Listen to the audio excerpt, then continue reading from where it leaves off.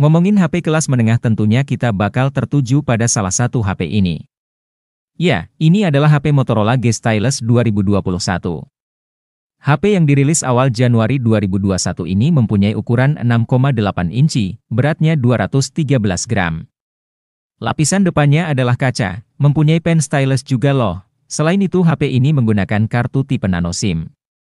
Tipe layarnya masih menggunakan IPS LCD, dengan OS-nya Android 10 yang menggunakan chipset Qualcomm Snapdragon 678, 11 nanometer.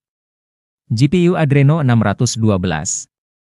Support kartu microSD tentunya dengan satu varian penyimpanan yaitu RAM 4GB, dan internal memori 128GB. Kamera belakangnya ada 4, dengan masing-masing 48 megapiksel wide, 8 megapiksel ultrawide, 2 megapiksel makro, dan 2 megapiksel depth. Support perekaman video 4K, 30 fps. Kamera depannya 16 megapiksel wide, dengan aperture 2.0. Resolusi videonya 1080 piksel dan support gyro AES. Masih ada lubang jack 3,5 mm juga loh. Sayangnya tidak support NFC, dan mempunyai sambungan Wi-Fi, Bluetooth 5.0, dan juga GPS, dengan kabel data USB tipe C 2.0.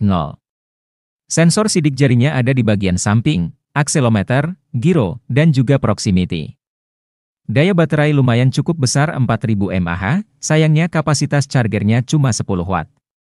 Pilihan warnanya ada Aurora White dan Aurora Black.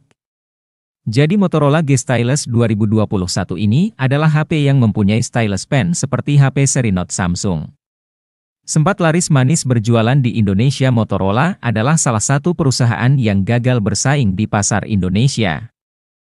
Setelah sebelumnya Sony juga sudah tidak berjualan HP lagi di Indonesia.